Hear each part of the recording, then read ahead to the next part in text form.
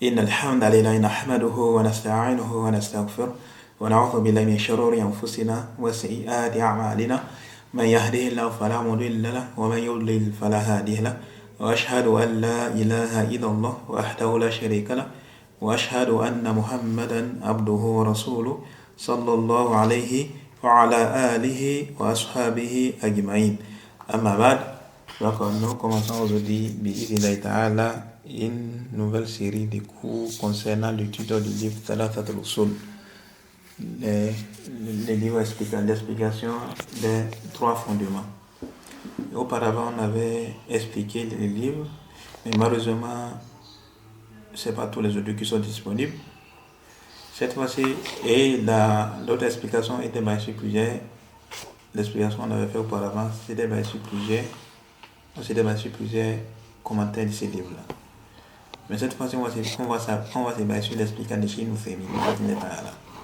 Et le livre-là, Thalathat al-Usul, comme on l'a dit, ça a été écrit par le révigateur de la prédication au Tawhid, le Cheikh al-Islam Mohammed Ibn Abdul Wahhab, qu'Allah lui fasse miséricorde, qui est né qui est mort en l'an 1206 de la hijra du prophète sallallahu alayhi wa sallam. Ensuite, beaucoup de savants ont expliqué ces livres-là. Parmi ces savants qui ont expliqué les livres-là, il y a le Cheikh Ibn Uthaymin, qu'Allah lui fasse miséricorde. Et ces explications à la base, il y a des audios qu'il a fait. Ensuite, cela a été retranscrit. Et comme c'est connu de la part des étudiants, c'est que beaucoup de livres de Cheikh Ibn Uthaymin qui sont aujourd'hui disponibles là. À la base, ce sont des explications. Les audios là. Quels sont les chers Kitab Tawhid, qui est un Qol Mufid là, ou bien les Thalathat al-Usul, ou bien Kashf al-Shubuhat, ou bien les livres là. Et les livres de fiqh, les livres de hadith et autres là, soit Bukhari, soit Muslim, tout ça là, ce sont des audios qu'il a fait. Ensuite, cela a été retranscrit. Et après, maintenant, ça a été édité. Selon le Cheikh Ibn Uthaymin lui-même là, il a écrit très peu de livres avec sa propre main. Très peu de livres il a écrit avec sa propre main. Et on dit même qu'une dizaine de livres il a écrit avec sa propre main. Les restes là, ce sont des audios qu'il a fait. Ensuite, ça a été retranscrit et ça a été édité.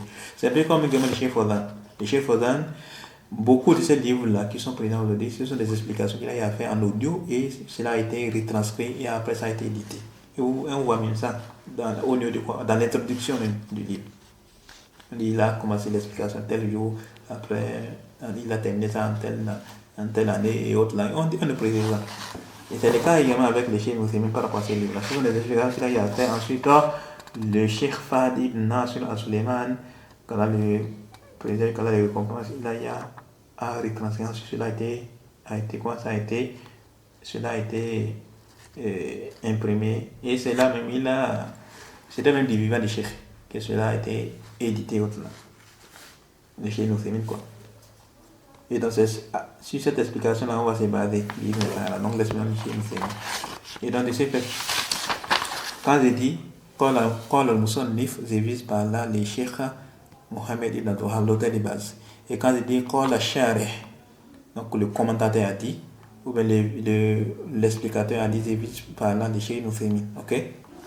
Donc sans plus tarder, on va commencer. Alors, قال المصنف, donc l'auteur a dit, c'est-à-dire le Cheikh al-Islam Mohammed Ibn Abdul Wahhab, il a dit Bismillahir Rahmanir Rahim, au nom d'Allah le tout miséricordieux, le très miséricordieux. قال الشارح, donc le commentateur a dit, c'est-à-dire le Cheikh Ibn Uthaymin a dit ابتدأ المؤلف رحمه الله كتابه بالبسملة اقتداء بكتاب الله عز وجل فإنه مبدوء بالبسملة.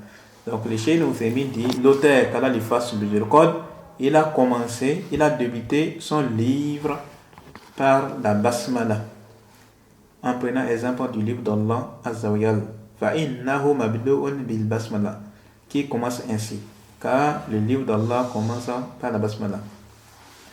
Et donc il faut déjà savoir que le noble Coran, qui est le livre d'Allah subhanahu wa ta'ala, qu'il a révélé sur son prophète Mohammed sallallahu alayhi wa sallam, le noble Coran, quand il ouvre les versets du noble Coran, les différentes sourates, tu constates qu'au début de chaque sourate, on a quoi? Il y a la basmala, il y a Bismillah ar-Rahman ar-Rahim.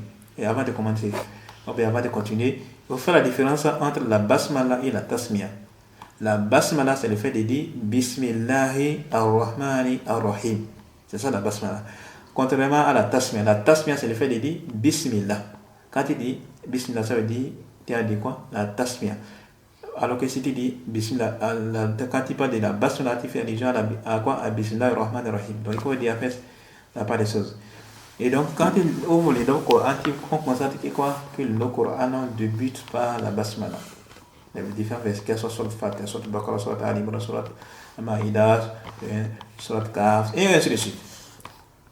Sauf qu'il y a une différence. Est-ce que le premier verset là, sur le Fatiha, est-ce que c'est la basmala ou bien c'est Alhamdulillah?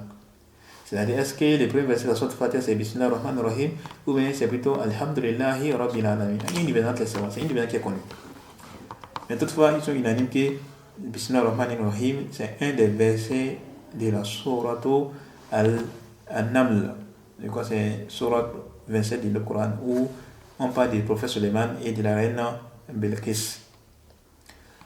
Et Suleiman, quand il a envoyé la lettre, il a commencé sa lettre par Bismillah ar-Rahman ar-Rahim. Il a sorti là, le verset là, a fait allusion à celui-là, dans la sourate An-Naml. Les sens sont unanimes que c'est un verset. Par contre, au sujet de la sourate Fatiha, il y a une divergence. Est-ce que c'est un verset? Est-ce que c'est le premier verset de la sourate Fatiha ou pas? Une divergence, c'est ça. Et toutefois, ils sont unanimes que c'est un verset de la sourate An-Naml. Vraiment. Autre chose également.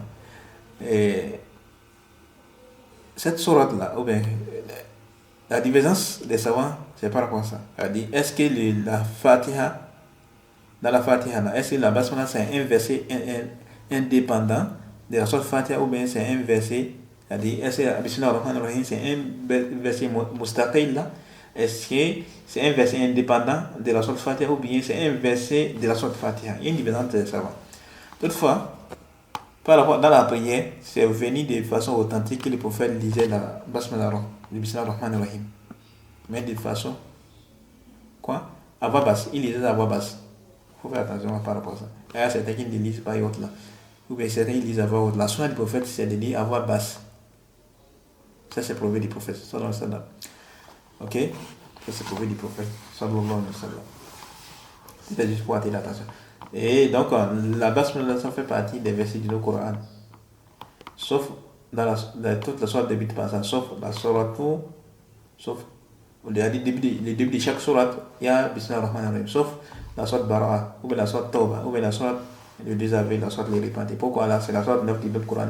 Certains ont dit que c'est la suite de la sourate Al-Anfal et d'autres disent non, que c'est à cause de contenu de cette sourate où il y a la guerre, il n'y a pas de pitié et autres là. Voilà. Donc, le nom Coran, qui est le livre d'Allah, ça commence par Bismillah ar-Rahman ar-Rahim. Voilà pourquoi Allah dit quoi? Fa'innahu mabdouun bil basmala. Il commence par la basmala, Bismillah ar-Rahman ar-Rahim. Ensuite, il dit quoi? Wattiba'an li hadith kullu amrin dhibal la yubda'u fihi bi bismillah fa huwa abtar. Donc, le cheikh il continue, il dit quoi? Et aussi, donc, l'auteur a commencé son écrit là par la basmala en suivant. En prenant l'exemple du livre d'Allah qui commence ainsi, qui commence par la basmala. Et aussi par suivi du hadith où le prophète aurait dit, les hadiths qui stipulent que kullu amrin dhibal la yubda'u fihi bi bismillah fa huwa abtar. C'est-à-dire, les hadiths disent quoi? Toute chose sérieuse qui ne débute pas par bismillah, alors elle est préférée de tout bien. C'est-à-dire couper de la baraka des bénédictions, il n'y aura pas de bénédictions dedans. Ces hadiths-là, je crois qu'on a déjà fait allusion à ça. Ces hadiths-là, dans la première explication, ces hadiths-là, de façon où tous les hadiths qui sont venus, qui donnent l'ordre, ou bien les hadiths qui sont rapportés en tant que parole du prophète, aucun d'eux, en tant que parole, les hadiths qui sont venus dans ce sens, qui évoquent en tant que parole du prophète, c'est pas authentique.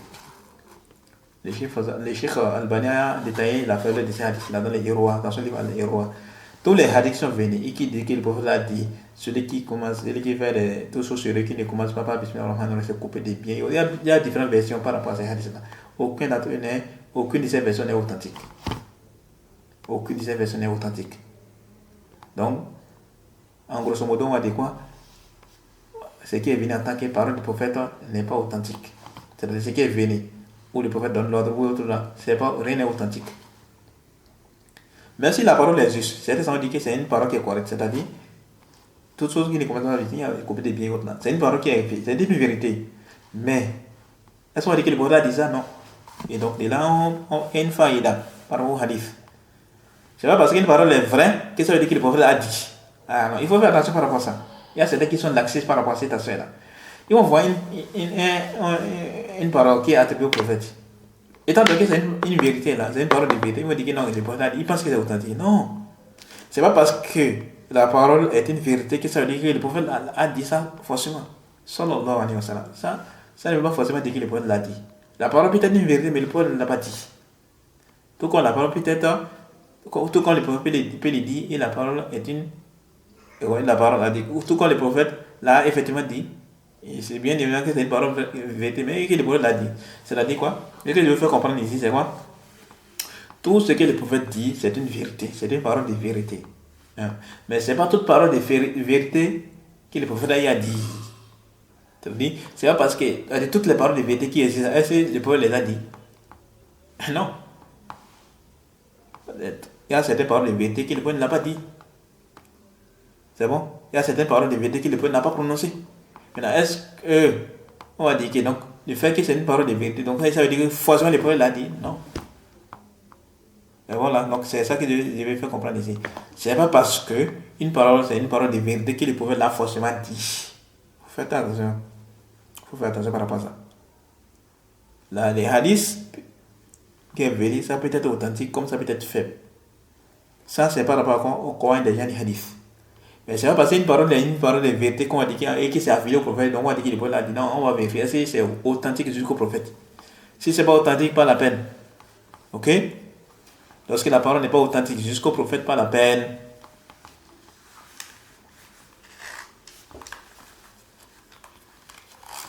J'espère que tu as compris. Donc, il faut faire attention par rapport à cet aspect-là. Donc, c'est pas parce que on dit que c'est une parole de vérité que ça dit que le prophète l'a dit. Ok? Donc, c'est un point important dans la religion.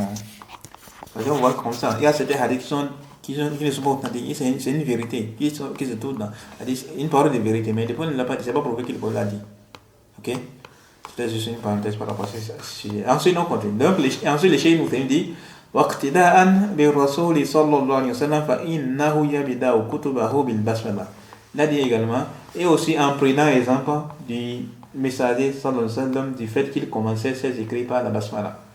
C'est-à-dire, en fait, dans cette parole de Cheikh Moussemin, là, il y a 3 points. Il a dit que l'auteur a commencé son écrit par la basmala pour 3 choses. La première, en prenant l'exemple de 3 choses. Premièrement, en suivant quoi? En suivant les livres d'Allah qui commencent par ça.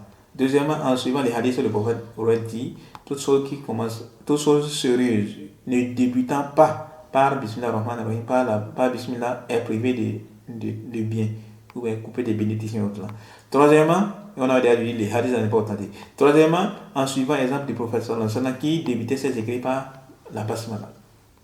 Et ça, c'est ce qui est venu de façon authentique. Ce qui est venu de façon authentique, c'est l'acte du prophète. C'est-à-dire, le prophète sallallahu alayhi wa sallam, dans ces écrits-là, comme par exemple dans l'histoire de Abu Sufyan avec l'empereur Hirak, avec l'Héraclius, en Zim au Rome. Les hadiths c'est dans l'histoire de Bukhari, surtout dans le chapitre de la Révélation. Ça doit être les hadiths numéro 6, non, mais c'est 5 même là. C'est 6, c'est 7 même là, entre les 3 là quand même. C'est là, ça c'est tous les hadiths là, dans l'histoire de Bukhari. Où le prophète sallallahu alayhi wa sallam, dans la lettre qu'il a envoyée à Héraclès, il a commencé par la basmala, par Bismillah ar-Rahman ar-Rahim. Vous voyez, non? Donc ça fait partie de la guidée du prophète sallallahu alayhi wa sallam, le fait de commencer ses écrits par la basmala. Ça c'est venu de façon authentique. Ce qui est venu de façon authentique, c'est l'acte du prophète. C'est-à-dire le prophète a fait ça, il a commencé ses écrits par la basmala.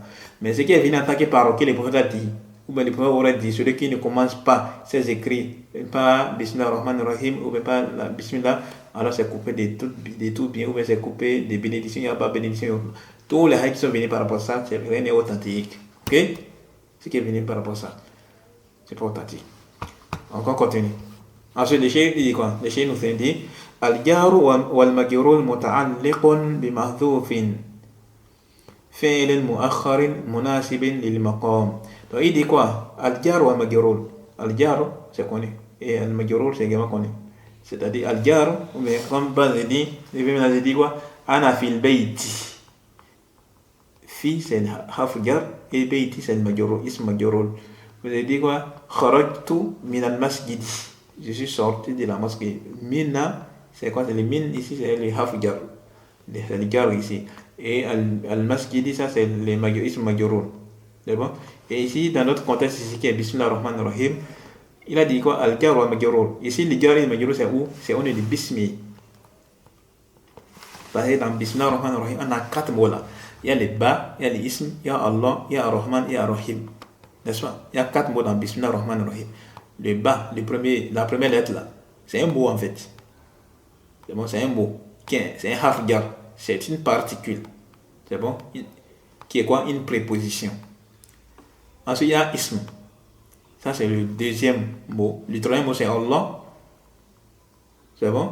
Le quatrième mot, c'est ar-Rahman. Et le cinquième mot, c'est ar-Rahim. Donc, il y a autre, je m'étais trompé, donc c'est plutôt 5 mots qui est là. Et non 4 mots.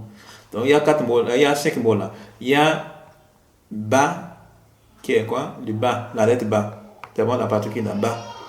Qui est quoi? C'est là, c'est le premier mot. Le deuxième mot, c'est ism. C'est bon? Le troisième mot, c'est Allah. Le quatrième mot, c'est ar-Rahman. Et le cinquième mot, c'est ar-Rahim. C'est bon? Donc, il parle ici, étant donné que les chiens nous ont en train de parler de la basmala. Donc, dans ça, là, les ba et les ism, là, c'est 2 mots qui sont collés là, en fait. Et ces 2 mots qui sont collés là, on les appelle quoi? Les jar et les majrur. Les jar, ici, c'est le ba. C'est comme je dis quoi? Ana fil bayti. Donc, fil bayti, les fi al bayti, c'est quoi? C'est les jar et les majrur. Min al masjidi, les jar et les majrur. Hein? Et j'ai dit maintenant, Zahaba il est parti à l'université, mais vers l'université. Il a ici, c'est quoi? C'est le jar et al-jamiati, c'est les majrur, ism majrur. Ouais, donc en fait les harf jar, les huruf jar sont beaucoup. Il y a les ila, les an, le ala, le min et autres là, ils sont connus. Le ba ici, les kaf, ils sont connus en fait, ils sont beaucoup. Ici, les harf jar qui est ici, c'est le ba. C'est bon? On est des bismi. C'est le bas qui est là. Et donc, il a dit quoi? Al-jar wa al-majrur. Al-jar wa al-majrur, ici, c'est quoi? C'est des bismi. Les bas et les ism. C'est ça qui est les jar et le majrur. Muta'alliqun. Donc, les jar et le majrur, là, c'est ça qu'on appelle quoi? C'est ça qui dit quoi? La préposition et le complément d'objet indirect. C'est bon? Al-jar wa al-majrur muta'alliqun bi mahdhufin fi'il mu'akhkharin. Là, dit quoi? La préposition et les compléments d'objet indirect, c'est-à-dire les jar et les majrur, sont rattachés à un verbe sous-entendu qui a été effacé ou bien qui a été supprimé et qui est placé en dernière position. Je ne sais pas si j'ai compris. Il a dit quoi? Al-jar wa al-majrur, quand il dit Bismillah, au nom d'Allah, au nom d'Allah, quand il dit au nom d'Allah, au nom de quoi? Il y a quelque chose qui est caché là, il y a un sous-entendu là, dans cette parole-là. Quand il dit au nom d'Allah, tout le monde est très bien. Quand il dit au nom d'Allah, il y a quelque chose qui est caché là.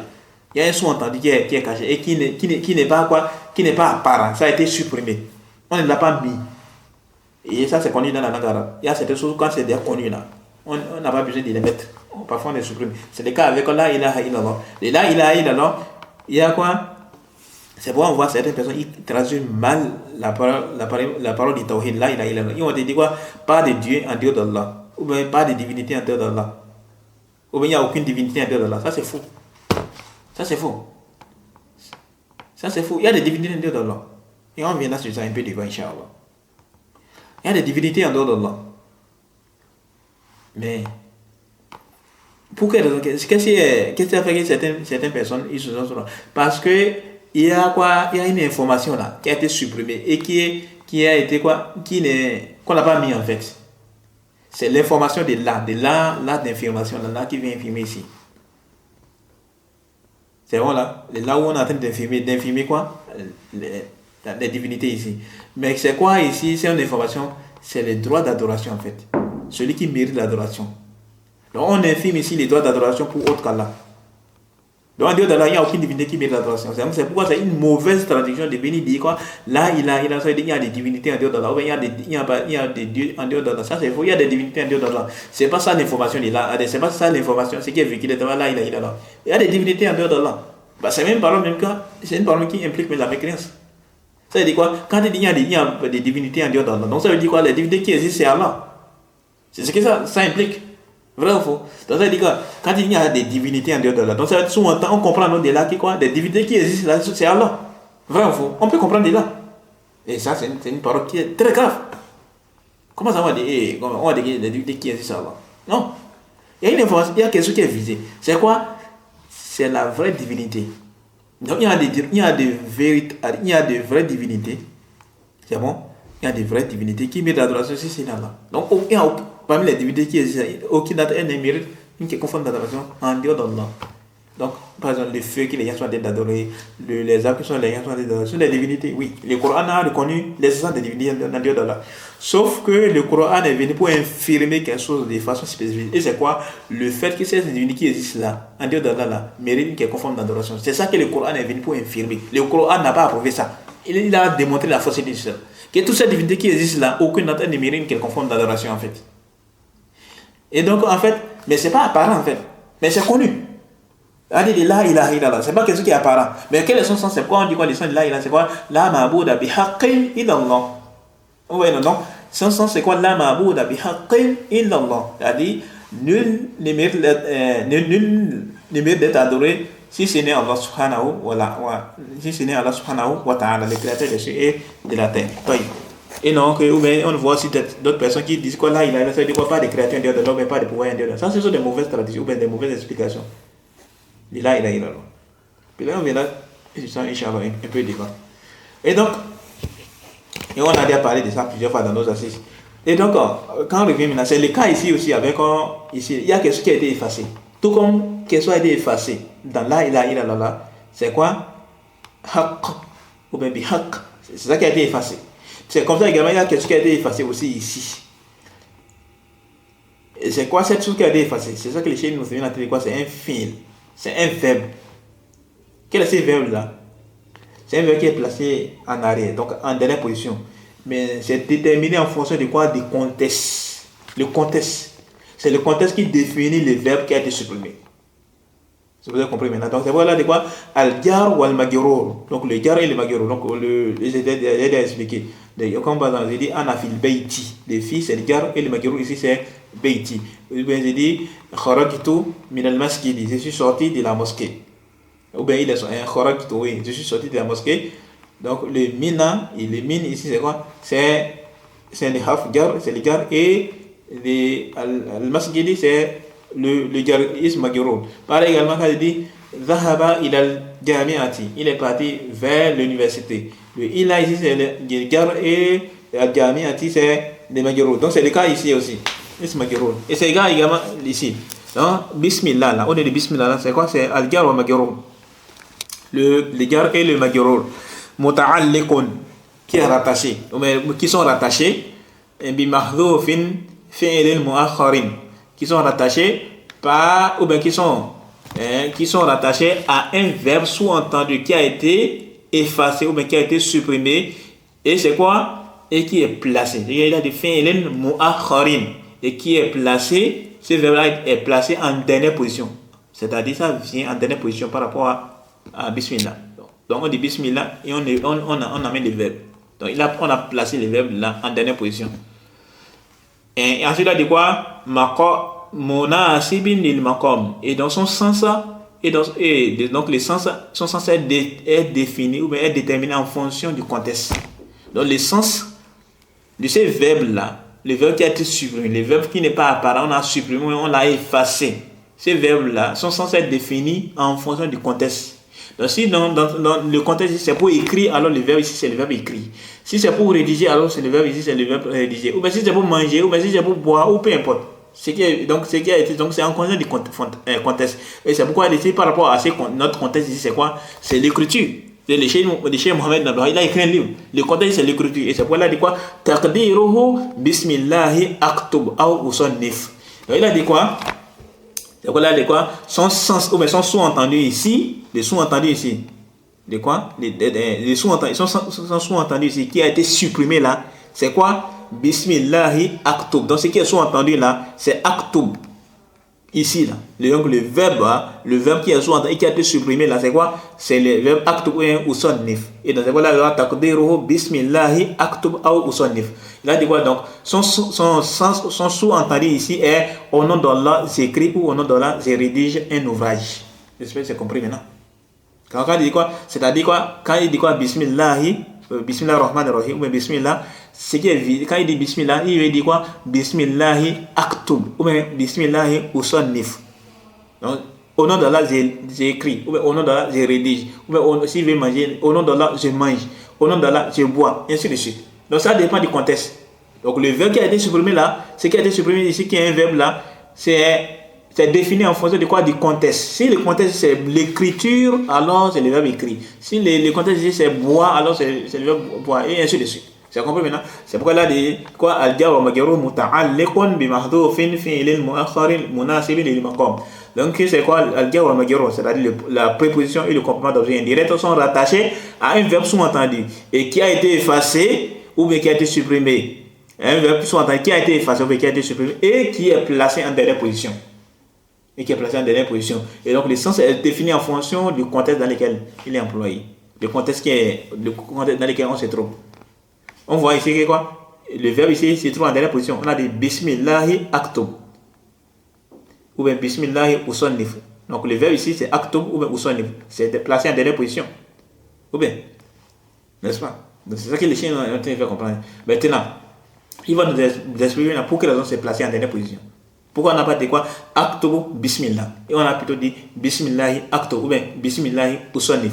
Pourquoi on dit ça? Qui c'est ce qui est visé? Pourquoi on ne dit pas que c'est plutôt quoi?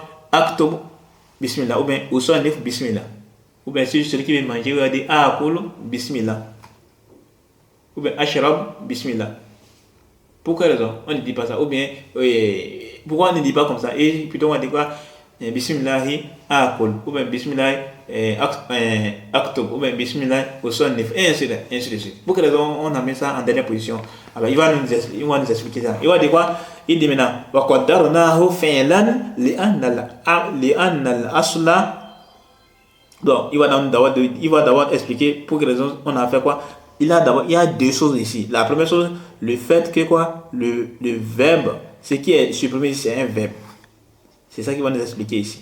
Ensuite, il va nous parler maintenant pour que on a mis ça en dernière position. Pourquoi? C'est bon? Donc, c'est ça qu'il va nous expliquer. Maintenant, il a dit quoi? Donc, nous avons estimé le sous-entendu par un verbe. Pourquoi on a dit que c'est un verbe? Puis on sait que dans la langue arabe, les mots dans la langue arabe sont divisés en trois catégories. Soit les mots que tu vois là, soit c'est un verbe, ou bien c'est un ism, ou bien c'est un harf.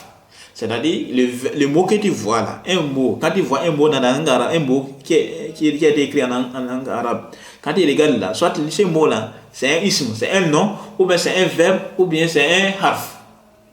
C'est un verbe, fi'l, ou bien c'est un ism, c'est-à-dire un nom, ou bien c'est un harf, c'est-à-dire une particule.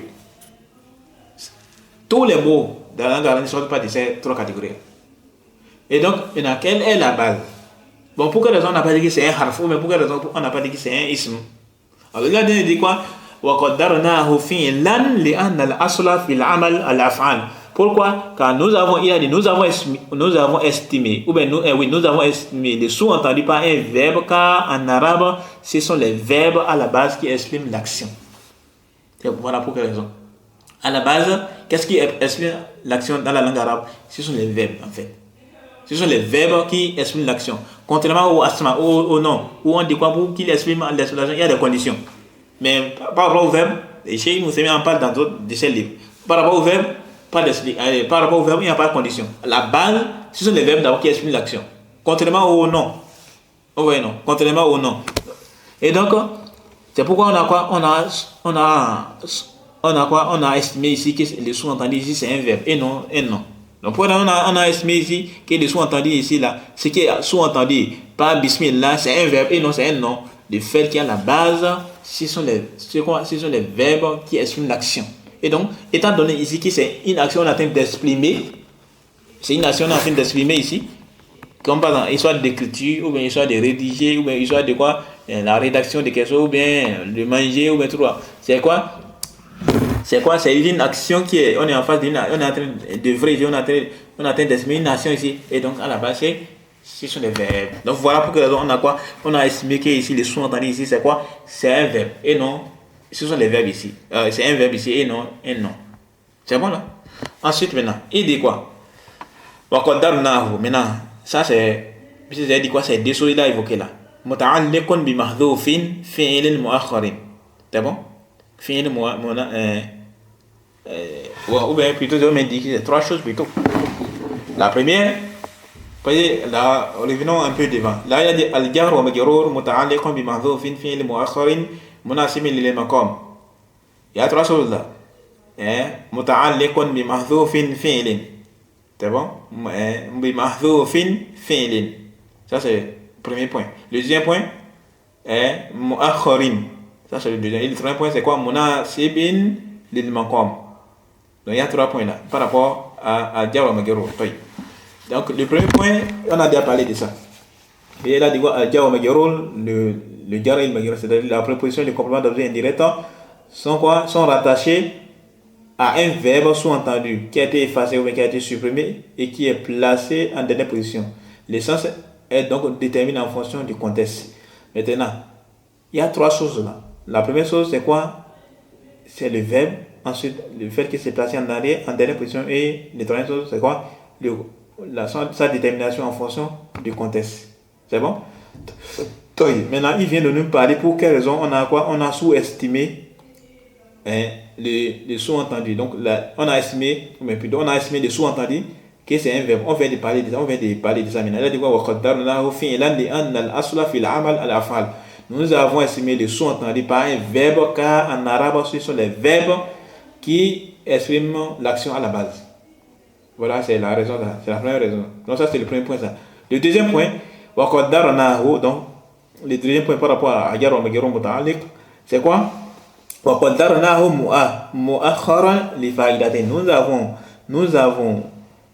Nous avons placé en dernière position le sous-entendu. Pourquoi? Pour deux profils. À cause de deux faïda. C'est à cause de deux faïda, on a quoi? On a amené en dernière position. C'est-à-dire, quand il dit quoi? Il a dit quoi? Revenons un peu dedans.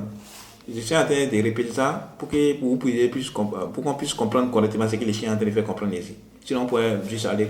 Il y a certains trucs qui ont un rapport avec la langue arabe. On pourrait aller travailler. On peut ne pas comprendre. Le but, c'est de comprendre. Le but n'est pas ici. On fait beaucoup, on va traduire, puis on se disperse, puis c'est fini. On ne comprend rien. Non, c'est pas ça. Ici, le but, c'est pour comprendre. C'est pourquoi je répète. C'est pourquoi je nécessite de répéter ça pour que ça puisse bien rester. Ok, donc le chien, il a dit quoi? Al-jar wal majrur muta'alliqun bi mahdhufin fi'lin mu'akhkharin munasibin lil maqam. Il y a combien de choses qu'ils avaient évoquées là? Il y a trois choses qu'ils avaient dit quoi? Le chien a parlé de trois choses. Le fi'l, le mu'akhkharin et munasibin lil maqam. C'est bon? Là, il a dit quoi? Taqdiruhu bismillahi aktub aw usannif. Et donc, ce qui est visé, donc son sous-entendu ici, c'est quoi? Bismillah, au nom d'Allah, aktub. Au nom d'Allah, j'écris, ou bien au nom d'Allah, je rédige. Maintenant, on a parlé de quoi? Que c'est le sous-entendu ici qui a été supprimé, c'est un verbe. Chez nous, on a parlé de ça. Ensuite, on a dit quoi? On a quoi? On a estimé, et nous avons placé en dernière position le sous-entendu pour deux raisons, ou bien pour deux profits. Pourquoi? Parce que quand il dit Bismillahi aktub ou Bismillahi usannif, le sous-entendu ici c'est quoi? Aktub ou usannif. On l'a placé en dernière position ou pas? On a placé en dernière position. On n'a pas dit aktub bismillah ou usannif bismillah. On a plutôt dit quoi? Bismillahi aktub ou Bismillahi usannif. C'est ça qui est dans l'expression de Cheikh Mouthémi. Mais pour quelle raison aktub est venu en arrière, est venu en dernière position au lieu que ce soit en première position? Pour quelle raison usannif est venu en arrière et non au début? Pour quelle raison on ne dit pas Aktub bismillah ou bien usannif bismillah, et c'est plutôt bismillah aktub ou bien bismillah usannif? Pour quelle raison c'est comme ça? C'est ça que les chiens vont nous parler maintenant. Et c'est ça qu'il a dit quoi? Nous avons placé en dernière position le sous-entendu pour deux raisons, à cause de deux profits. La première, c'est quoi? Il dit al-ula at-tabarruku bil bada'ati bismillahi subhanahu wa ta'ala. La première raison, c'est quoi? La première raison qui est le premier profit, c'est la richesse de la bénédiction par le fait de commencer avec le nom d'Allah. Subhanahu wa ta'ala. Voilà, c'est l'une des raisons pour laquelle on a quoi? C'est l'une des raisons pour laquelle on a débuté. On a fait quoi? Ou bien on a quoi? On a retardé, on a placé le sous-entendu en dernière position. Au lieu qu'on les place en première position. Donc pourquoi on n'a pas dit quoi? Aktubu bismillah ou bien usonif bismillah, et on a plutôt dit bismillah aktubu ou bien bismillah usonif. Premièrement, la raison c'est quoi? Pour rechercher la bénédiction à travers le fait de commencer avec le nom d'Allah. Ça c'est la première raison. Ça. La deuxième raison, al-thaniyatu ifadatul hasr. La deuxième raison c'est quoi? L'implication restrictive ou bien l'implication de la restriction.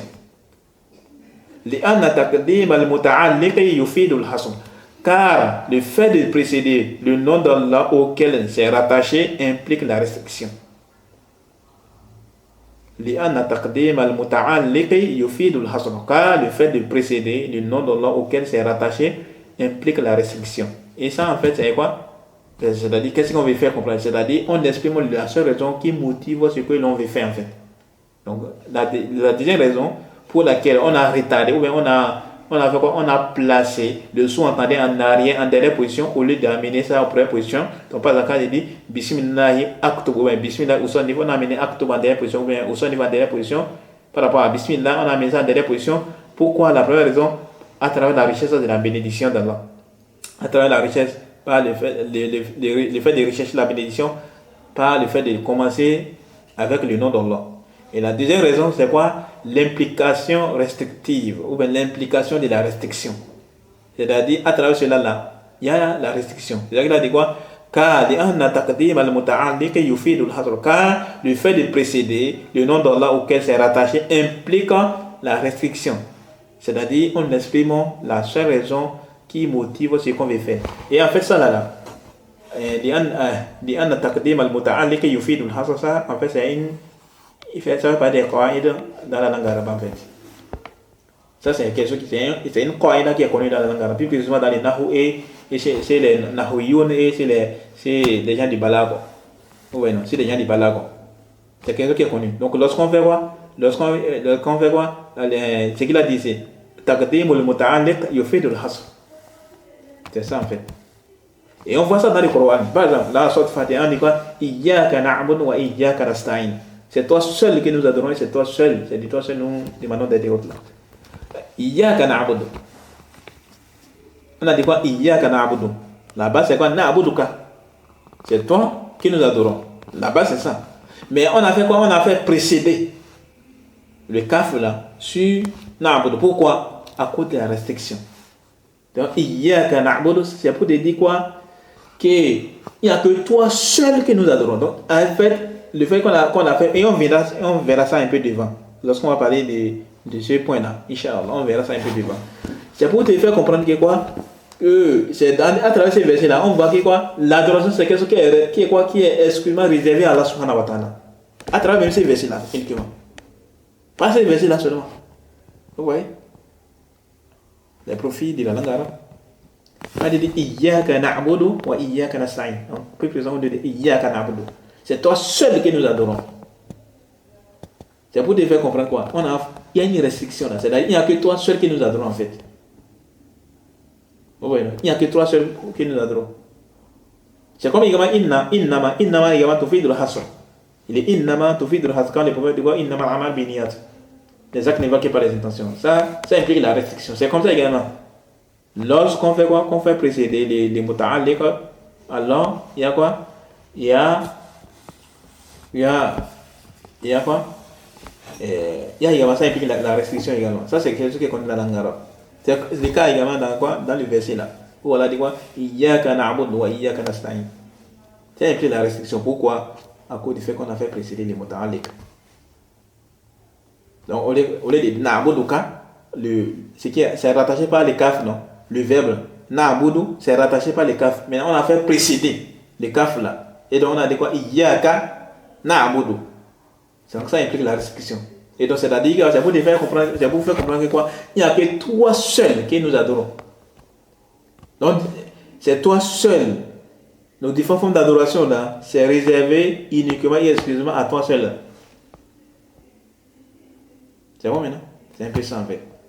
Donc, pour quelle raison on a quoi? On a ramené. Donc, à travers, par le fait de dire Bismillah, Aktuba ou Bismillah ou son niveau, c'est pour impliquer la restriction. C'est-à-dire, quoi?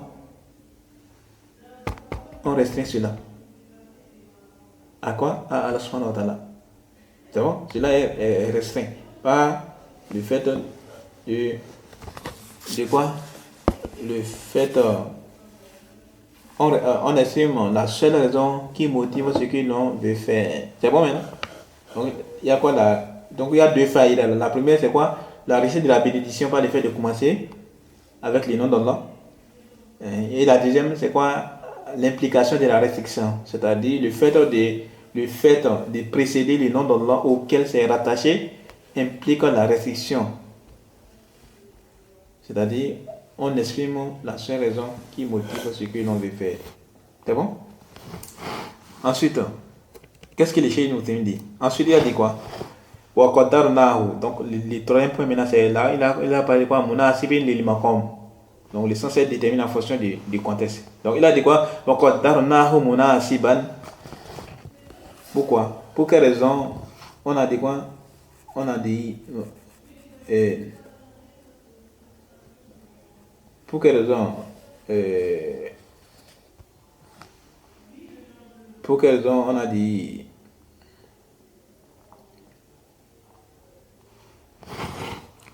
Excusez-moi.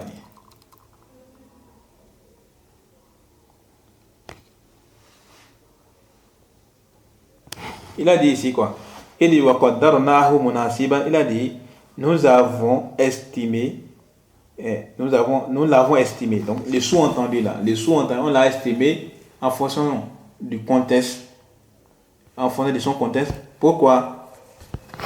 Il dit وقدرناه مناسبا لأنه أدل على المراد فلو قلنا مثلا عندما نريد أن نقرأ كتابا بسم الله نبتدئ ما يدرى بماذا نبتدئ لكن بسم الله أقرأ يكون أدل على المراد الذي ابتدئ به. Il a dit quoi? Nous avons estimé le sous-entendu en fonction de son contexte, par rapport à son contexte. Par exemple, ici, le contexte, c'est l'écriture. Donc, on a dit que les sous-entendus, c'est quoi l'écriture? C'est quoi? C'est l'effet de l'écrit et autres là. On a fait quoi? Pourquoi? À cause car elle implique ce que l'on souhaite, en fait. C'est clair. Compte tenu de ce qu'elle correspond comme précision. À cause de ce qu'elle implique comme précision. Car ça fait quoi? Ça implique ce que l'on souhaite faire, ce que l'on désire effectuer, ce que l'on désire accomplir. Et c'est quoi là dit quoi? Donc il a dit quoi? Si nous avons dit par exemple, lorsqu'on désire lire un livre, c'est bon? فلو قلنا مثلا عندما نريد أن نقرأ كتابا بسم الله نبتدئ au nom d'Allah nous, donc si nous avons dit par exemple lorsqu'on désire lire un livre au nom d'Allah je commence. Donc quand quelqu'un veut lire un livre il dit au nom d'Allah je commence. Il est là c'est vrai, il dit quoi? Au nom d'Allah je commence. Pas cette phrase là ou bien au nom d'Allah nous commençons. C'est bon, nabtadi'u au nom d'Allah bismillah nabtadi'u au nom d'Allah nous commençons. Ma nadri bimadha nabtadi'u. On ne peut pas, on ne saurait savoir avec quoi on commence. Avec quoi on veut commencer. On veut commencer quoi, en fait? Qu'est-ce que nous voulons commencer? C'est lire, ou bien c'est écrire, ou bien c'est faire telle chose, ou bien c'est faire telle chose. Qu'est-ce qu'on veut faire, ça? Et donc, il faut une précision, en fait. C'est pourquoi, ici, on a dit quoi? Que la précision, c'est pourquoi on a dit quoi, ici? La précision, c'est le contexte. C'est défini, c'est en fonction du contexte, en fait. Qu'on va les définir. Donc la précision ici, c'est par rapport au contexte. Le contexte ici, par exemple, c'est lire, donc on va dire quoi?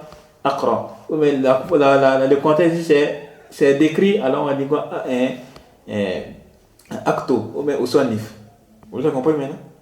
Pourquoi il a dit munasib lil maqam? Donc c'est en fonction du contexte. Donc c'est ça qu'il a dit. Il dit فلو قلنا مثلا عندما نريد أن نقرأ كتابا بسم الله نبتدئ ما يدرى بماذا نبتدئ لكن بسم الله أقرأ يكون أدل على المراد الذي ابتدئ به. Donc il a dit quoi?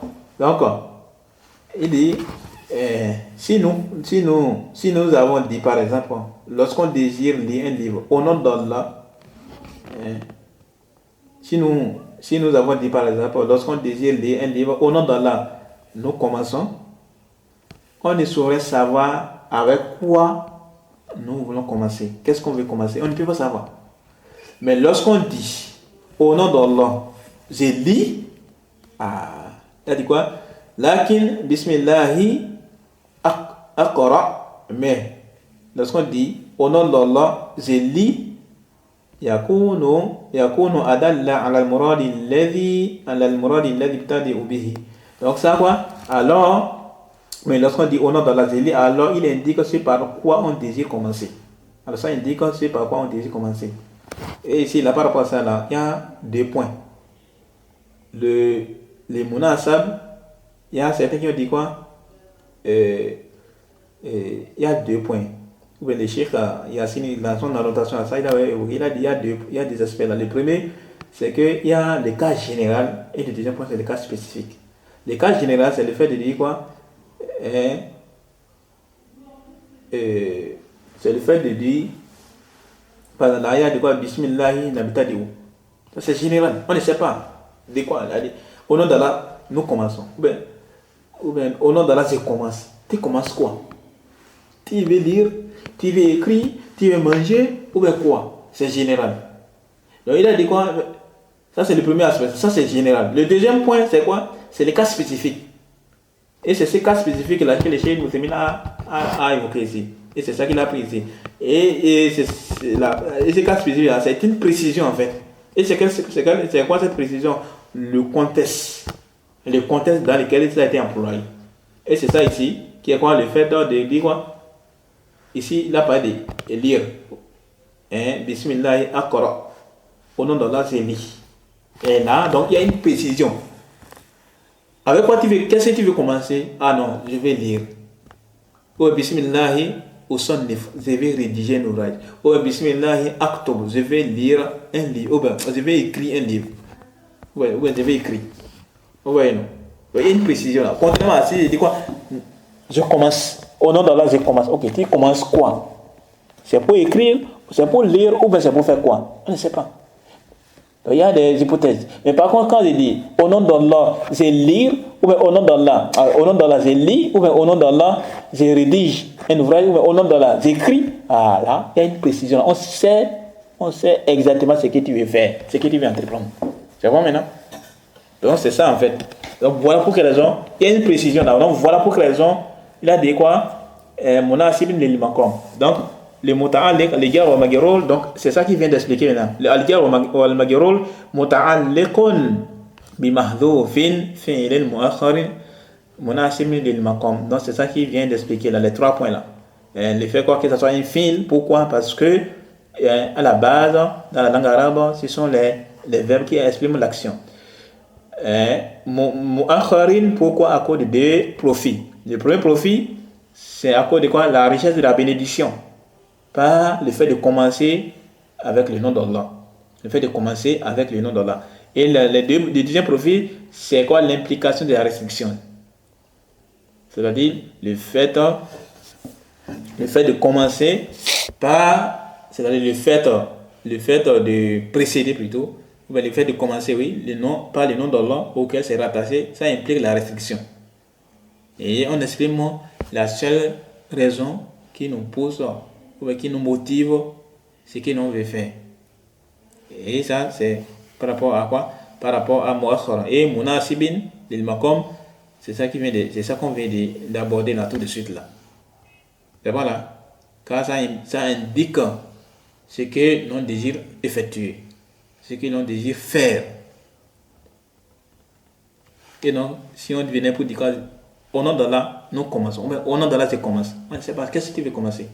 Et quand il dit au nom d'Allah, je lis, ou au nom d'Allah, j'écris, ou au nom d'Allah, je rédige, ou au nom d'Allah, je mange, ou au nom d'Allah, je bois. Là, on sait avec précision ce que tu veux faire, ce que tu veux faire actuellement. C'est bon, hein? Voilà, c'est fini par rapport à ce point-là. Deuxième point, maintenant, il a dit quoi? Il va maintenant expliquer les mots Allah maintenant. Il dit Allah, alamun al-bari, jalla wa ala. Il dit Allah, c'est un nom propre déjà le créateur de toutes choses, le créateur de toutes choses, celui qui a créé à partir du néant. C'est lui al-bari. Al-bari, c'est comme al-khaliq, mais il y a une grande différence en fait. Il y a une grande différence. Laissons expliquer ça ils ont donné des explications propres à ça. Al-bari, c'est un nom propre qui désigne le créateur de toutes choses à partir du néant. Donc Allah subhanahu wa ta'ala, c'est lui qui a créé à partir du néant. Vrai ou faux? Oui, c'est lui seul qui est capable de créer à partir du néant. Vrai ou faux? Vrai. Et il y a une grande différence entre les créateurs. Donc, par exemple, est-ce qu'on peut dire des serviteurs, des créatures qui peuvent créer ou pas? Il y a une différence entre les gens par rapport à ça. Les gens divergent par rapport à ces points-là. Il y a certains qui disent non, on ne peut pas dire ça. D'autres disent oui, on peut dire ça.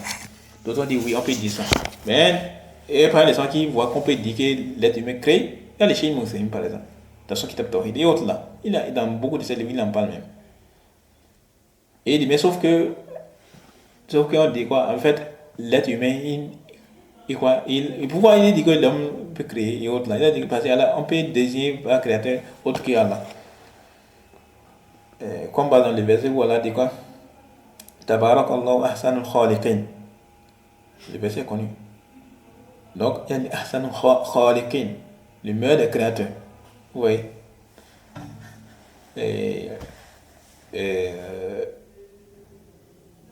Et donc, par rapport à ça, on peut désigner par autre qu'Allah qui peut créer. Sauf qu'il y a une différence entre la création d'Allah et la création, entre la création d'Allah et la création des créatures.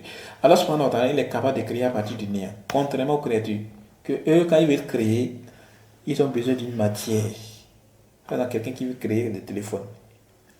La création du téléphone, ou bien l'ordinateur, ou bien les cahiers, ou bien les livres, et autres là, c'est à partir d'une matière. Il a transformé, ou bien il a fabriqué, ou là, et c'est devenu portable, ou bien c'est devenu ordinateur, c'est devenu véhicule, ou c'est devenu avion et autres là.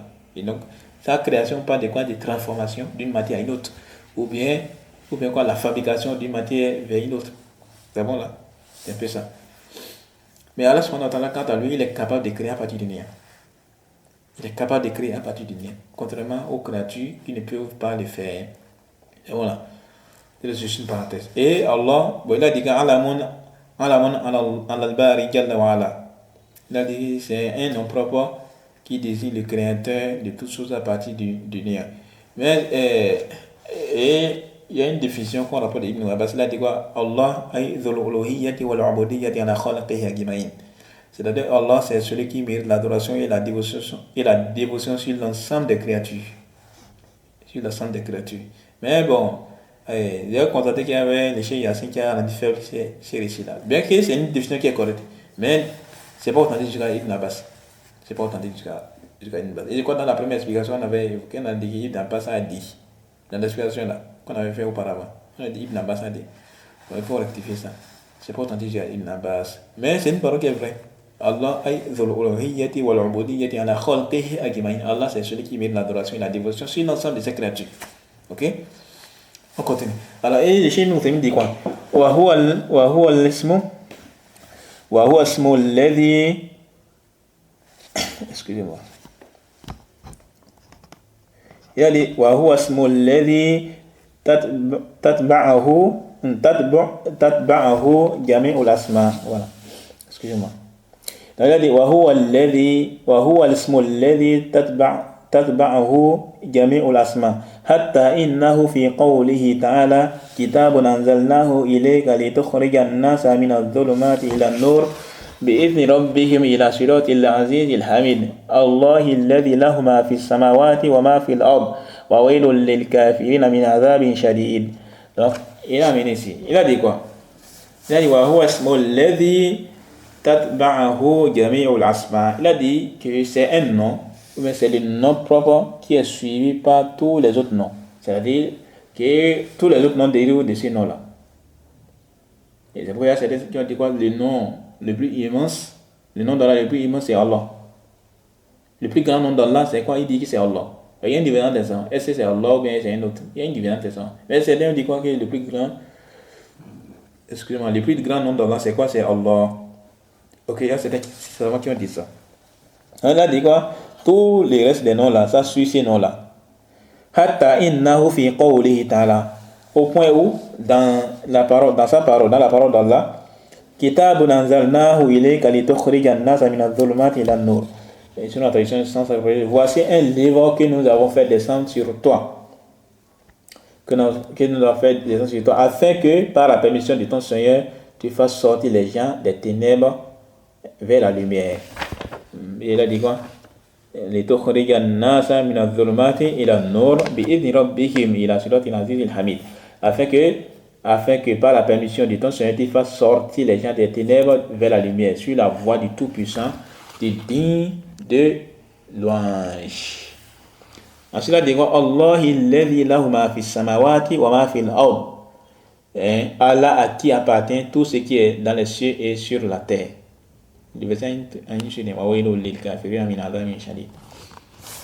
Ok, donc ça c'est un verset, le verset de la sourate Ibrahim, la sourate 14, le verset 2. Le verset 2. Ok. Qu'est-ce que les gens sont en train de faire? Il veut faire comprendre c'est quoi. Donc il a dit quoi? Puisqu'il a dit que le nom Allah là, c'est à partir de ces noms là, les restes des noms là, suivent ces noms là, les noms Allah là. Les restes des noms suivent cela. Et ensuite, il a dit quoi? Au point où, dans cette parole-là, dans ces versets-là, où elle a dit quoi? Voici un livre que nous avons fait descendre sur toi, afin que par la permission de ton Seigneur, tu fasses sortir les gens des ténèbres vers la lumière, sur la voie du Tout-Puissant, du digne de louange. Il a dit quoi? Il a surat il-Aziz il-Hamid, Allahi alladhi. Il a dit quoi? Allah. On voit quoi que le mot Allah, c'est venu après les autres noms. Puisque la fin du verset c'est quoi? Al-Aziz al-Hamid. Le verset 1. Al-Aziz al-Hamid. C'est la sourate 14. À partir du verset 1, les deux premiers versets. Les premiers versets terminent par quoi? Il a surat al-Aziz al-Hamid. Al-Aziz, ça ne veut pas des noms d'Allah. Al-Hamid, ça ne veut pas des noms d'Allah. Vrai. Ensuite, le deuxième verset commence à mettre Allahi alladhi lahu ma fi samawati. Qu'est-ce qui est passé là? On voit que ce qui apparaît, c'est que le mot Allah, ce nom-là, ça suit Al-Aziz et Al-Hamid. Voilà que, à la base, c'est les restes des noms-là qui suivent les noms Allah. C'est-à-dire quoi? La base, c'est quoi? C'est Allah, et ensuite les restes des noms Ar-Rahman, Ar-Rahim, Al-Aziz, Al-Hamid, Al-Ghafour et autres là, ça suit maintenant ces noms-là. Mais comment se fait-il que dans cette sourate-là, dans les tout premiers versets de la sourate Ibrahim, on voit que c'est plutôt quoi? Allah qui suit les noms, Allah qui suit les autres noms, parmi les noms d'Allah. C'est-à-dire que Allah suit quoi? Le nom Al-Aziz et Al-Hamid. Alors comment se fait-il? C'est ça que le Cheikh va nous faire comprendre. Puis il a dit quoi? Que les restes des noms là, ça suit les noms Allah. Donc le mot Allah là, qui fait partie des noms d'Allah, c'est quoi? C'est les noms dont les restes des noms là, tous les restes des noms d'Allah. Allah a plusieurs noms qu'on ne peut pas les dénombrer. On a parlé seulement que 99, mais Allah n'a pas que 99. Il y a plus que ça.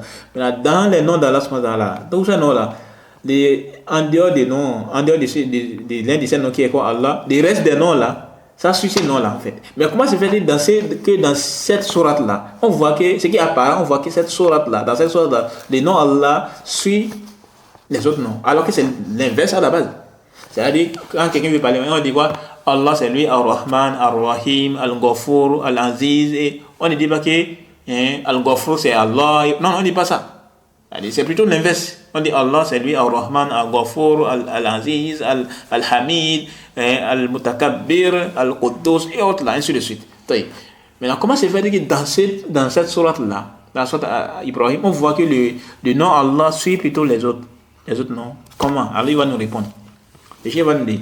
Il dit quoi? La naqulu inna lafdhal jalala Allah sifa bal naqul hiya atfu bayan. C'est important. Qu'est-ce qu'il dit ici? Il dit, nous ne disons pas que le terme de la majesté, le nom de la majesté, Allah, donc là, on a dit, inna lafz al-jalala Allah, sifa, que c'est un sifa. On ne dit pas que c'est un sifa. C'est par rapport au i'rab et autres. Dans les i'rab, pour ceux qui ont fait les i'rab, ils peuvent dire ça rend compte par rapport à ça. Ceux qui ont fait ajromiya, on fait les i'rab non, dans les nahu, pas les i'rab et les bina. Donc on ne dit pas par rapport, quand on va faire les i'rab, on ne dit pas que ici Allah ici c'est le sifa, non. C'est bon? Quand on va parler d'Irab et autres, ou bien, il a très fait comprendre, on ne dit pas, là, naqul inna lafz al-jalala sifa, bal naqul hiya atf bayan. On dit plutôt que quoi? Un sifa, c'est-à-dire, on ne dit pas que c'est un épithète, un adjectif épithète. Mais nous disons plutôt que c'est un atf bayan. C'est quoi un atf bayan? C'est-à-dire un nom qui suit une clarification de ce qui a précédé. De ce qui a précédé. Pourquoi? Li alla yakuna lafz al-jalala tabi'an taba'iyyatan nat lil man'ut, afin que le nom de la majesté Allah ne soit pas dans une situation de suivi d'un adjectif épithète qui dépend du nom qu'il qualifie. Bon, ça c'est un truc de la langue arabe en fait. Donc grosso modo, on dit plutôt que quoi? Que le nom Allah là, que ça vient clarifier, c'est un atf bayan, ça vient clarifier ce qui la précède. C'est un peu ça en fait. Toutefois, il y a certains qui ont dit ici que en fait, ici là, Allah là, ça a été placé en arrêt. Sinon, la base, il y a certains savants qui ont dit ça. Certains savants qui ont dit quoi? Que c'est plutôt à la base, c'est quoi? Bi'idni rabbihim ilallahi al-aziz al-hamid. Qui à la base, c'est ça en fait. À la base, c'est ça. Mais on l'a amené en dernière position. Maintenant, pourquoi? Allah. La sagesse qui est derrière ça, Allah. Il y a certains savants qui ont dit ça. Que la base, c'est quoi? Le verset c'est quoi? Bi'idni rabbihim ilallahi al-aziz al-hamid. Il y a certains savants qui ont dit ça. C'est-à-dire qu'on a, et qu'est-ce qui s'est passé? On l'a amené Allah là en arrière. Mais il y a forcément et il faut dire savoir tout ce qui est dans le Coran. Il y a certaines choses là qui sont dans le Coran. Il y a une sagesse qui est dedans. L'emplacement de certains mots. Il y a des sagesses qui sont, c'est pas les mots qui sont dans le Coran, c'est pas venir comme ça au hasard comme ça, non. Il y a des sagesses qui se trouvent dedans. Il y a des sagesses qui se trouvent dedans. Quelle est la sagesse par exemple? Pour quelle raison par exemple on voit dans le Coran, l'histoire on dit par exemple à la base, c'est quoi? Quand ces mots là viennent là, les verbes, ce qui va venir c'est un verbe à tel temps. Mais comment se fait dans le Coran on voit ça? On dit la sagesse. Quand il vient dans les tafsirs, on voit ça, on dit pas de la sagesse. Pour quelle raison ici c'est tel mot qui a été employé au lieu de l'autre, alors qu'on sait que dans les règles grammaticales, dans les Corans des gens de Luga, les gens de Nahu, les gens de Surah, c'est comme ça. Pour quelle raison? Et on t'explique ça. On parle de la sagesse. Donc ça. Et comme dit notre cheikh Mohamed, Mahmoud Shafi, il dit quoi? Que en fait, le Coran, en fait, c'est la langue arabe suit les règles du Coran et non le contraire. C'est bon? Il avait dit ça quand on faisait cours de, je crois que c'est cours de surf, mais cours de balancé, mais je ne me souviens plus exactement. Il nous avait parlé de ça. Quand on parlait, je crois que c'est surf, si je ne me trompe pas. Ça fait déjà quelque chose de 2 ans déjà, quand on faisait cours avec lui, dans son marquage, quand on les préserve. Donc c'est un peu ça. Bon, c'est des trucs là, les chiens en train de faire comprendre c'est un truc qui a un rapport avec les Irab, avec la langue arabe et autres là. Ok? Mais je n'ai pas voulu m'étaler par rapport à ça. On a même déjà trop duré déjà. On va aller vite.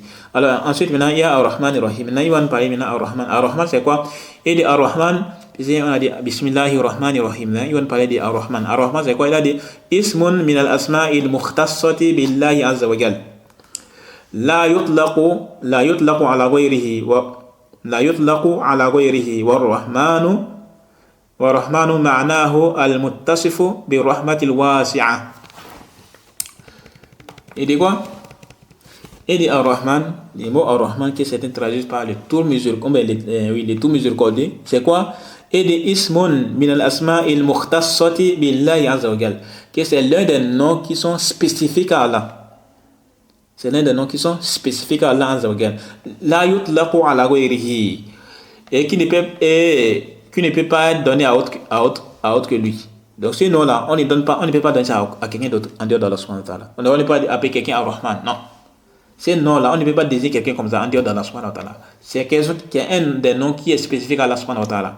Ensuite, il dit quoi? Wa-Rahmanu ma'nahu al-muttasifu bi rahmatil wasi'a. Et Rahman, c'est celui qui est décrit par la vaste miséricorde, pas celui qui possède l'immense miséricorde en fait. Celui qui possède l'immense miséricorde, celui qui est décrit par quelqu'un qui possède l'immense miséricorde. C'est bon là, c'est ça qui est Rahman. Et par rapport à ça, il y a dit il y a deux profils qu'on tire à partir de cette définition-là. Le premier profil qui a certains noms qui sont spécifiques à Allah subhanahu wa ta'ala et qui n'est pas permis de donner à autre qu'Allah. Parmi ces noms-là, il y a Rahman. Ar-Rahman, c'est un nom qui est spécifique à Allah subhanahu wa ta'ala. Par exemple, Allah, ça veut pas des noms qui sont spécifiques à Allah. On ne peut pas dire quelqu'un que non, lui là, il s'appelle Allah. Ou bien lui là, il s'appelle Ar-Rahman. Non, impossible. Parce que ça veut pas des choses qui sont spécifiques à Allah subhanahu wa ta'ala. Ça, c'est le premier point. Le deuxième point, il y a certains noms il y a certains des noms d'Allah subhanahu wa ta'ala qu'on peut donner à autre qu'Allah. Comme par exemple, Rahim, ou bien Raouf. Le prophète, Allah subhanahu wa ta'ala, quand on parle du prophète, il a décrit en tant que tel. Dans le Coran, il n'a pas dit un Raouf. N'est-ce pas? Allah, il n'a pas dit son messager, sallallahu alayhi wa sallam. Par exemple, Rahim également, qui était Rahim vis-à-vis de ses serviteurs et autres, vis-à-vis des serviteurs. Ou bien, ça veut pas dire des choses, quand dans la décision du prophète, dans le Coran, on a parlé de ça. Allah subhanahu wa ta'ala a parlé de ça, dans le Coran. Et donc ça veut pas dire des noms qui sont quoi, des noms d'Allah subhanahu wa ta'ala et qu'on peut donner à autre qu'Allah. Sauf que il y a une différence. C'est juste la ressemblance n'est que dans l'appellation, mais dans la manière c'est différent. Dans la manière c'est différent. C'est bon là, c'est important. Ce point-là est important. Il y a certains noms qui sont spécifiques à Allah subhanahu wa ta'ala. C'est-à-dire on ne peut pas donner à autre qu'Allah. C'est impossible. Parmi ça il y a Allah, il y a Ar-Rahman. C'est bon. Mais il y a d'autres noms. Il y a d'autres noms parmi les noms d'Allah qu'on peut donner à autre qu'Allah, comme Rahim, Rauf et autres là. On peut appeler quelqu'un Rauf et autres là. Maintenant, les noms qui sont spécifiques à Allah, si on veut donner à autre qu'Allah, donc il est interdit de donner à autre qu'Allah. Mais quand même, si on veut donner à autre qu'Allah, il faut les faire précéder par Abdou.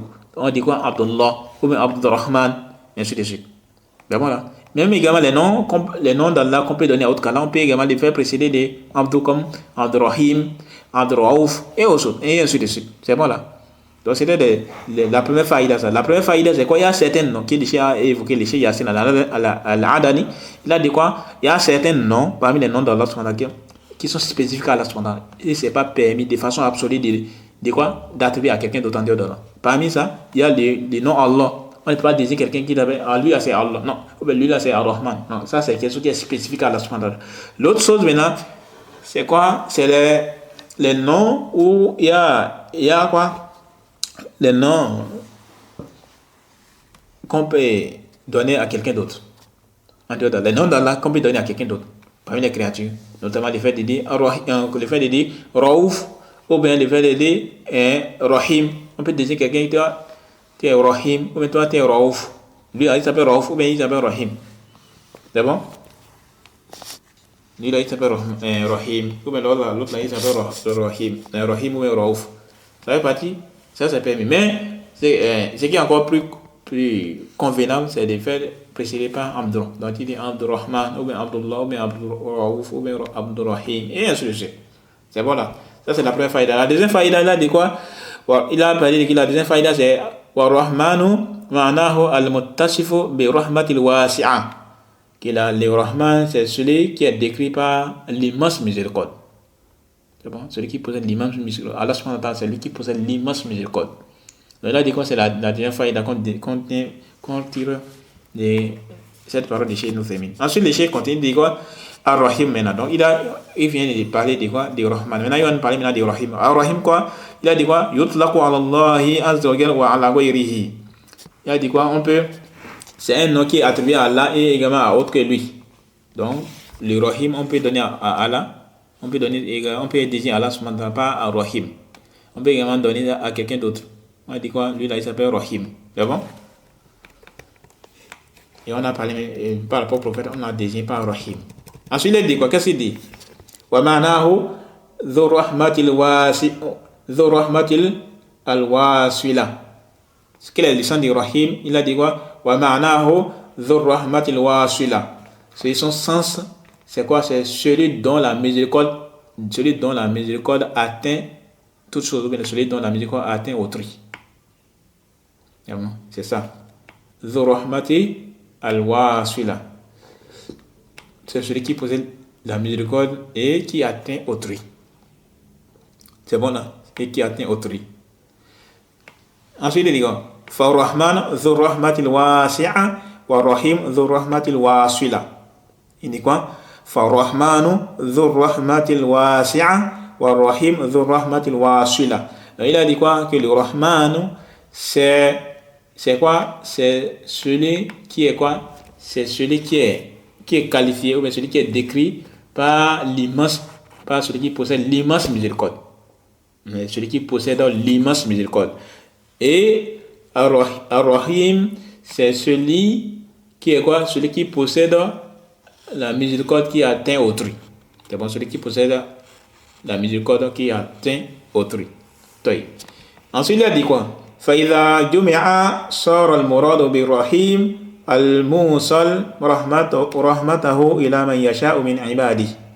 Il dit quoi? Ainsi, lorsqu'ils sont cités ensemble, donc lorsque Rahman et Rahim sont cités ensemble, alors quelle est maintenant l'essence de Rahim? Il dit maintenant alors صار المراد بالرحيم الموصل. Alors l'essence c'est quoi? Al-Musal rahmatahu ila man yasha'u min ibadi. Alors il a dit quoi? Son sens c'est quoi? Celui qui fait parvenir sa miséricorde à qui il veut parmi ses serviteurs. Kama qala Allah ta'ala yu'adhibu man yasha'u wa yarham man yasha'u wa ilayhi tuqlabun. Comme Allah le Très Haut a dit, il châtie qui il veut et fait miséricorde à qui il veut. Et c'est vers lui que vous serez ramenés. Ça, c'est le verset 21 de la sourate Al-Ankabut, la sourate 29. Donc, on va s'arrêter ici. Ok? Désolé d'avoir duré. On va s'arrêter ici. Prochainement, on va continuer avec la suite. Subhanakallahumma wa bihamdika ashhadu an la ilaha illa anta astaghfiruka wa atubu ilayk. Assalamu alaikum wa rahmatullahi wa barakatuh.